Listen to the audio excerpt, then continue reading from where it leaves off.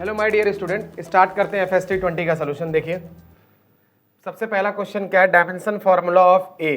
तो देखिए डायमेंशन के अकॉर्डिंग हम लोग जानते हैं जो डायमेंशन V का होगा, जो डायमेंशन हम लोग का क्या होगा, जो डायमेंशन हम लोग का V का होगा वही डायमेंशन B का होगा।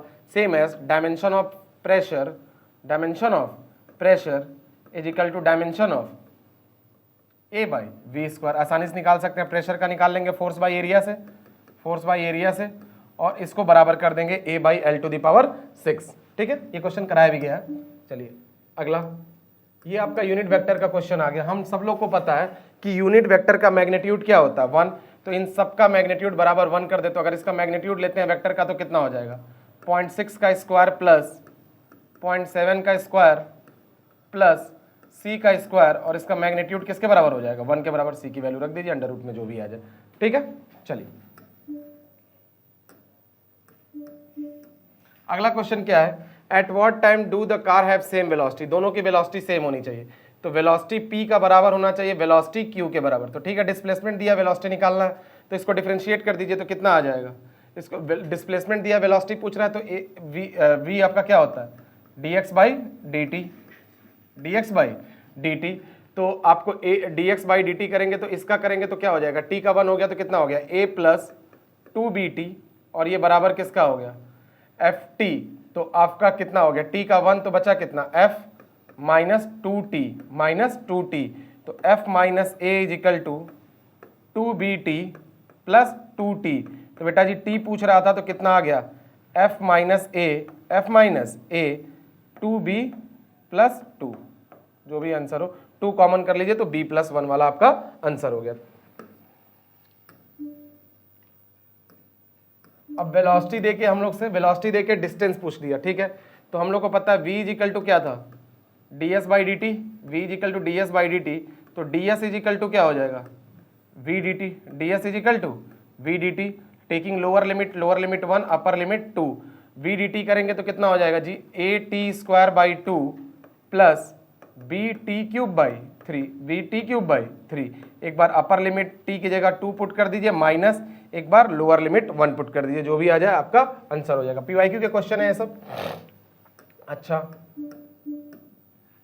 मैक्सिमम हाइट पूछ रहा है, तो मैक्सिमम हाइट क्या होता है formula, h is equal to u square sine square theta by 2g, sine square theta by 2g। तो ये तो कांस्टेंट है दोनों में। ठीक, तो साइन स्क्वायर थीटा पहला कितना दिया भाई, पहला 30 डिग्री, तो साइन 30 की वैल्यू कितनी होती है, 1/2, दैट इज 1/4। h1 के लिए आ गया, h2 के लिए क्या हो जाएगा, साइन 60, साइन 60 की वैल्यू कितनी होती है, √3/4, तो 3/4 आ गया, 3/4। तो h1 बाई h2 का रेशियो अगर हम लोग से पूछ रहा है तो 1/4, 3/4, तो 4 से 4 कैंसिल हो जाएगा, 1:3 आपका आंसर आ गया, 1/3 आपका आंसर आ गया, जो भी आंसर है। ठीक है, चलिए ये स्टेटमेंट क्वेश्चन है। देखिए, static friction is always greater than kinetic friction. नहीं, स्टैटिक फ्रिक्शन काइनेटिक फ्रिक्शन से ज्यादा नहीं होता। कोफिशिएंट ऑफ स्टैटिक, हाँ ये बात सही है, coefficient of static friction μs is greater than μk, μs is greater than μk, ये बात तो एकदम सही है। और ध्यान देखो इन क्वेश्चन में कभी कभी बराबर दे देता है, तो क्वेश्चन में डील कर लेंगे। Limiting friction is greater than kinetic friction, ये बात ठीक है। Limiting friction is never less than static friction, ये तीनों बात सही है।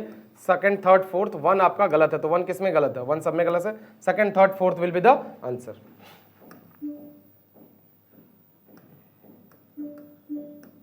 आपका ये क्वेश्चन दिया है, आपका ये क्वेश्चन दिया है। जब ये क्वेश्चन दिया आपका क्या बोला, एक ब्लॉक है जिसका मास m1 है, rest on a horizontal table. तो पहले एक हॉरिजॉन्टल टेबल बना लेते हैं, एक हॉरिजॉन्टल टेबल बना लेते हैं जिसपे मास m है, जिसपे मास m1 है जो रेस्ट पे है। ठीक, a light string connected passed over a frictionless pulley. तो यहाँ से एक छोटा सा पुली बना के यहाँ से मास को एक बार ट्रांसफर करा लीजिए, ये यहाँ पे m2 रखा है। ठीक, चलिए और क्या बोल रहा है, over the coefficient of friction अगर μs है तो ब्लॉक स्लाइड कर रहा है, तो tension in the block slide कर रहा है, ब्लॉक स्लाइड कर रहा है मतलब एक्सेलरेशन इधर है, एक्सेलरेशन इधर है। तो m2g यहाँ लग गया, m2g, और यहाँ क्या लग गया, टेंशन। और पीछे की तरफ इसको, ये अगर स्लाइड करना चाह रहा है तो इसको पीछे की तरफ रिलेटिव मोशन को अपोज कौन करेगा, फ्रिक्शन। फ्रिक्शन की वैल्यू क्या हो जाएगी, μk, और n को बैलेंस कर देगा m1g। ठीक, तो अगर यहाँ से मैं एक्सेलरेशन निकालना चाहूँ तो तो एक्सेलरेशन क्या होगा, नेट फोर्स अपॉन नेट मास। एक्सेलरेशन क्या होगा, नेट फोर्स अपॉन नेट मास। तो नेट फोर्स कितना आ जाएगा, m2g माइनस म्यू के m1g upon m1 plus m2। बेटा इस चीज को डील किया जाए अगर, तो अगर ब्लॉक स्लाइड कर रहा है तो a एक्सेलरेशन से नीचे जा रहा है, a एक्सेलरेशन से नीचे जा रहा है, तो इसको क्या लिखेंगे, m2g minus t is equal to m2a।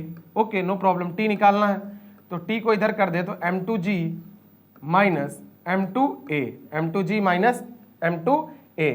देखिए टेंशन की वैल्यू आ गई m2g माइनस m2a, ठीक है, जगह नहीं है तो हम लोग को यही सॉल्व करना पड़ेगा इसको। t की वैल्यू क्या है, ध्यान से देखो, t की वैल्यू क्या है, t की वैल्यू अगर रखें तो m2g minus a, m2g minus a, तो t की वैल्यू आ गई m2, t की value m2, g minus a की जगह क्या रखेंगे, m2g माइनस म्यू के m1g upon m1 plus m2, ठीक है। अब इसी वैल्यू को इधर मल्टीप्लाई कर दो, आ गया क्वेश्चन। m2 अगर मल्टीप्लाई किया जाए तो क्या आएगा, m1g plus m2g minus m2g plus mu के m1g, क्योंकि माइनस को अंदर मल्टीप्लाई कर दिए, ये क्या आ गया आपका m1 plus m2, m1 plus m2। अच्छा यहाँ से ये और ये कैंसिल हो गया, m2 upon m1 plus m2 बाहर ले लो, m2 upon m1 plus m2, और बाहर से कॉमन ले ले ये है तो m1 कॉमन ले ले तो क्या आ जाएगा, g प्लस g भी कॉमन ले सकते हैं, g भी कॉमन लिया जा सकता है, यहाँ से g भी कॉमन ले ले तो क्या हो जाएगा 1 प्लस म्यू के, 1 प्लस म्यू के, ठीक है। पेज लेना चाह रहे थे लेकिन हो नहीं पाया, चलिए ठीक है आगे। अब ये कितना आसान क्वेश्चन है देखिएगा, ये ध्यान से देखिए, आपसे वर्क डन पूछ रहा है, तो वर्क डन क्या होता है, force into displacement, force into displacement, अगर फोर्स वेरिएबल है तो ds, और फोर्स इनटू डिस्प्लेसमेंट ये क्या हो जाएगा, area under displacement time graph, area under displacement time graph, area under displacement time graph will give, area under displacement time graph will give work done. तो बस इसका एरिया ले लीजिए, ये आपका क्या हो जाएगा ट्रायंगल, और ये आपका हो गया एक ट्रायंगल हो गया, और एक ये वाला रेक्टेंगल और ये ट्रायंगल, बस इसका एरिया ले लीजिए, आपको वर्क डन मिल जाएगा, ठीक है। चलिए आगे, ये क्वेश्चन किस चीज का है, आपसे power delivered to the particle, power delivered to the particle. यहाँ डायरेक्ट इस क्वेश्चन में बस ये है ना कि ठीक है, इस क्वेश्चन में थोड़ा मानना पड़ेगा कि ये इंस्टेंटेनियस पावर की बात कर रहा है, वरना आप इसको सॉल्व नहीं कर पाइएगा। तो पावर, आप पावर का वैल्यू, पावर की वैल्यू सॉरी इंस्टेंटेनियस मान के करेंगे तो ये क्वेश्चन होता नहीं। पावर इज इक्वल टू क्या होता है, वर्क अपॉन टाइम, पावर की value work upon time. Work को अगर चेंज इन काइनेटिक एनर्जी के बराबर रखें, चेंज इन काइनेटिक एनर्जी के बराबर रखें, तो काइनेटिक एनर्जी के बराबर रखेंगे तो क्या आ जाएगा, half mv square by T, work energy theorem से, तो mv square by 2t, mv square by 2t, mv square by 2t। इसको लिखना चाहिए था लेकिन चलिए ठीक है, मान के करना ही पड़ेगा। अगला क्वेश्चन, एंगुलर एक्सेलरेशन बोल रहा है, तो एंगुलर एक्सेलरेशन कैसे निकालते थे हम लोग, ω2 माइनस ω1 इंटू डेल्टा टी। ω2 भाई क्या है, ω2 क्या है, 2 पाई f2, 2 पाई f2, 2 पाई f2, f2 की वैल्यू कितनी है 3000 rpm, तो 60 से डिवाइड कर दें तो ये कितना आ गया 300 rpm है, तो इसको 60 से अगर डिवाइड कर दे तो कितना आ गया 50 माइनस 2 पाई f1, f1 की वैल्यू कितना 18, 60 से डिवाइड कर दे तो 30, डिवाइड बाई टाइम पीरियड कितना दिया 20, तो कितना आ गया आपको 2 पाई कॉमन ले ले तो 50 minus 30, 20 cancel, 2 pi will be the answer, 2 pi radian पर सेकेंड। सॉरी, अगला, अगर बॉडी मूव कर रही है कांस्टेंट स्पीड से विद सर्कल तो कोई वर्क डन नहीं होगा, कोई भी वर्क डन नहीं होगा। अगर बॉडी मूव कर रही है कांस्टेंट स्पीड से तो इस पे कोई भी वर्क डन नहीं होता है, ये चीज हम लोग बहुत बचपन से पढ़ते आ रहे हैं, ठीक है। रेडियस ऑफ जाइरेशन, रेडियस ऑफ जाइरेशन, देखिए ध्यान से सुनिए, पहले ही आपको समझना पड़ेगा, अगर डिस्क की बात करें या रिंग की, दोनों की बात कर लिया जाए। पहले अगर मैं रिंग से आपको समझाऊं, इन पे 4 बातें होती हैं, ये अगर कोई समझ लिया रिंग क्या होता है, खाली की तरह, हॉलो की तरह।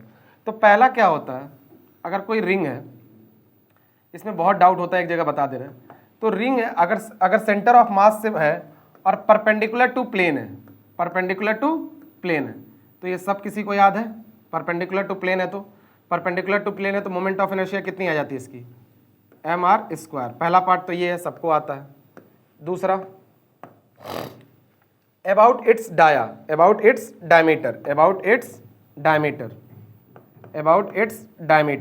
अगर डायमीटर के अलॉन्ग पूछ रहा है तो डायमीटर के अलॉन्ग पूछ रहा है तो आपको परपेंडिकुलर एक्सिस थ्योरी आना चाहिए, आपको पता है परपेंडिकुलर एक्सिस थ्योरी क्या होती है। परपेंडिकुलर एक्सिस थ्योरी क्या होती है कि जेड एक्सिस में अगर आपको पूछ रहा है तो x प्लस वाई, और ये सिर्फ 2D के लिए वैलिड होता है, where as parallel axis theorem दोनों के लिए। तो देखो किसी प्लेन से पूछे हमको क्या सेंटर ऑफ मास का पता है, सेंटर से एकदम, तो ये वैल्यू कितनी हम लोग को पता है, mr²। और कहीं से भी चले जाओ क्या दोनों का मोमेंट ऑफ इनर्शिया x और i का सेम आएगा। तो अगर एक मान ले 2i तो i की वैल्यू कितनी आ गई, mr²/2। ठीक। तीसरा चीज टेंजेंट के about in the plane,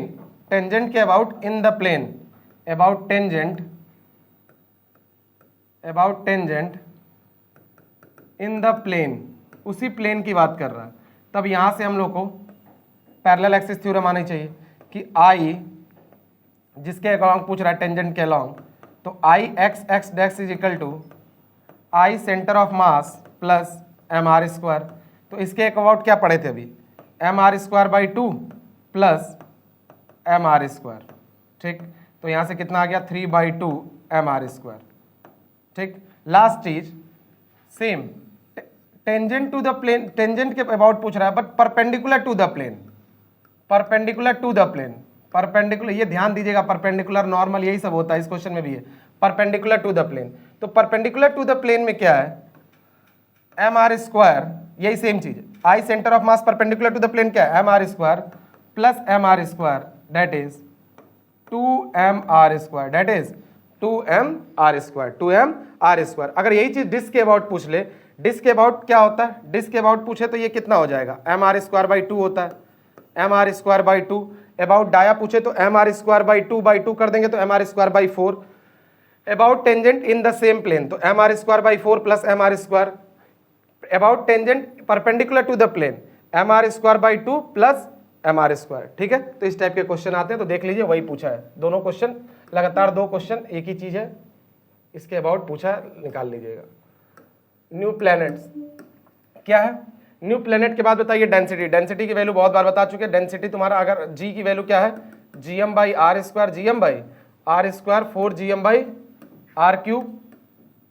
4gm/r³, और डेंसिटी की जगह क्या बताए थे, 4/3 gm/r। डेंसिटी मास की जगह क्या लग दीजिए, डेंसिटी इंटू वॉल्यूम, और वॉल्यूम को कोरिलेट कर लीजिए 4/3 πr³। ठीक है, g is directly proportional to r आ जाएगा, g directly proportional to r। कई बार ये क्वेश्चन डिस्कस हो चुका है, अब ये सब बोरियत बात, रोटेशनल स्पीड ये सब क्या है, g हर जगह चेंज होता है पोल को छोड़ के। अगर इंडिविजुअल इसको डील करें, इंडिविजुअल इन सब क्वेश्चनों को डील करना सिखाए हैं कि जब आपको ऐसे क्वेश्चन आए तो अलग अलग डील करिए। अगर 3f इधर लग रहा है तो 3f इधर भी यूज करिए, अगर 2f इधर, अगर ये f इधर लग रहा है, अगर ये f इधर लग रहा है तो f इधर भी यूज करिए। अब यहां से डेल्टा एल अपना निकाल लीजिए, डेल्टा एल क्या हो जाएगा, FL/AY, सेम एज यहां पर भी delta L is equal to FL/AY। ध्यान देंगे यहाँ फोर्स की वैल्यू कितना रख लेंगे 3f, और यहाँ कितना रख लेंगे f, लेंथ की वैल्यू दोनों जगह L/LL, क्या कि LL दिया, बस इसको सॉल्व कर लीजिएगा। अगला क्वेश्चन, अगर टेम्परेचर बढ़ रहा है तो यंग मॉडुलस आपका घट जाएगा। डेंसिटी ऑफ अ क्यूब आपको समझाए थे कि जितना अंदर होगा, डेंसिटी ऑफ सॉलिड पूरा डील करेंगे, डेंसिटी ऑफ सॉलिड को आप मान लीजिए कोई आपका कोई भी क्वेश्चन है तो ये पूरा वॉल्यूम ऑफ सॉलिड ट्रीट करेंगे, वॉल्यूम ऑफ सॉलिड, और जितना डूबा रहेगा वो वॉल्यूम ऑफ फ्लूइड, जितना डूबा रहेगा आप वॉल्यूम ऑफ फ्लूइड कर देंगे। क्वेश्चन कराया 10% आ जाता है, कई बार करा चुके हैं ये। अच्छा, terminal velocity is directly proportional to, terminal velocity is directly proportional to r², terminal velocity is equal to r², तो v1/v2 is equal to r1/r2 का r²। ठीक है, कुछ क्वेश्चन टफ आते हैं तो कुछ बहुत इजी आते हैं, जल्दी जल्दी कर देना चाहिए। Coefficient of volumetric expansion, coefficient of volumetric expansion, volumetric expansion पूछ रहा है और डेंसिटी दिया है, तो delta rho is equal to rho naught gamma delta t. तो इसको बस वैल्यू पुट कर दीजिए, गामा की वैल्यू डेल्टा रो की वैल्यू कितनी आ जाएगी 1998 में 1996, ठीक, इनिशियली 998 है और डेल्टा टी की वैल्यू 40 डिग्री दिया, बस 20 डिग्री। सॉल्व कर लीजिए। Maximum density of water, maximum degree of water, देखिए अच्छा क्वेश्चन है, 4 देख के मार मत दीजिएगा। 4 फ़ारेनहाइट है तो 4 degree Celsius 277 kelvin 39.2 Fahrenheit. Isothermal of bulk modulus, ये सब क्वेश्चन बहुत आसान है। 300 ml अगर दिया गैस का 27 डिग्री पे तो क्या हो जाएगा, V1/T1 is equal to V2/T2, ठीक। दोनों का इफिशियंसी बराबर है, दोनों का इफिशियंसी बराबर है। अगर दोनों का इफिशियंसी बराबर है तो अगर इसके लिए मैं लिखना चाहूँ तो इफिशियंसी 1 का लिखूँ तो कितना लिखूंगा, 1 minus t lower that is 500/800, और दूसरों का भी इफिशियंसी अगर बराबर है तो कितना हो जाएगा 1 माइनस 600/x, दोनों का बराबर कर दीजिए, वैल्यू आ जाएगी आपकी। चलिए अगला है कि अगला क्वेश्चन क्या है, अगला क्वेश्चन है ये वैल्यू दी हुई है तो अगर इसको सही से लिखे तो d2x upon dt square plus 16x हो गया। और कैसे ट्रीट करते हैं, a plus omega square x is equal to 0, तो ओमेगा की वैल्यू कितनी आ गई 4, t is equal to 2 pi by omega, omega की value 4 pi by 2 will be the answer, ठीक है।